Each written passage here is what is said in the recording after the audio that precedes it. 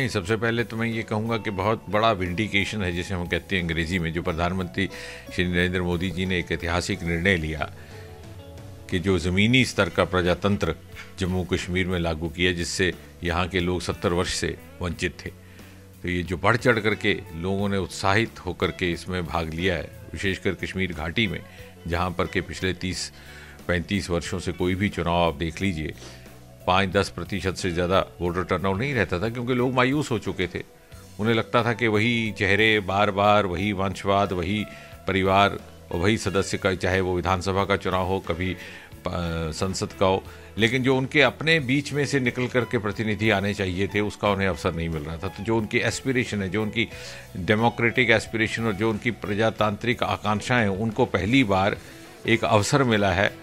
और वो जो तमन्ना जमहूरियत के प्रति जो शायद कहीं झुलस गई थी, उसने फिर से एक अंगड़ाई ली है। मैं तो इसको इस तरह से देखूंगा।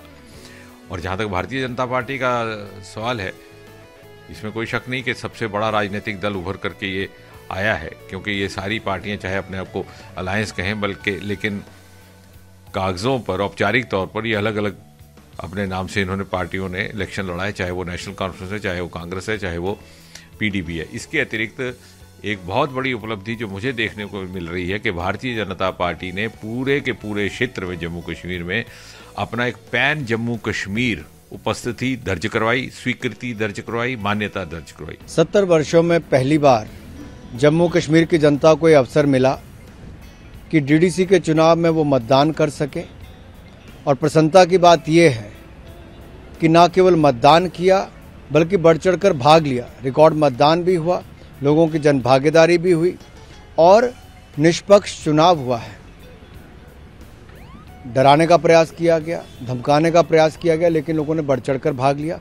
ये लोकतंत्र की जीत है। नरेंद्र मोदी जी का सपना जो था कि नीचे तक पंचायत के चुनाव, बीडीसी के चुनाव, डीडीसी के चुनाव हों, वो सब हुए और आज नतीजे भी आएंगे। लेकिन मैं यही कहूँगा, सबसे बड़ी जीत लोकतंत्र की जीत हुई। कितने उम्मीदें हैं, जीत रहे हैं आप लोग? निश्चित तौर पर अच्छा प्रदर्शन भारतीय जनता पार्टी का रहेगा और लोग भी चाहते हैं कि नए जनप्रतिनिधि चुनकर आए, नया नेतृत्व उभर कर आए। कुल मिलाकर जहां एक और नए नेतृत्व को आगे आने का अवसर मिलेगा, वहीं और लोगों को एक अच्छे प्रतिनिधि मिलेंगे ताकि उनके स्थानीय स्तर पर विकास हो सके।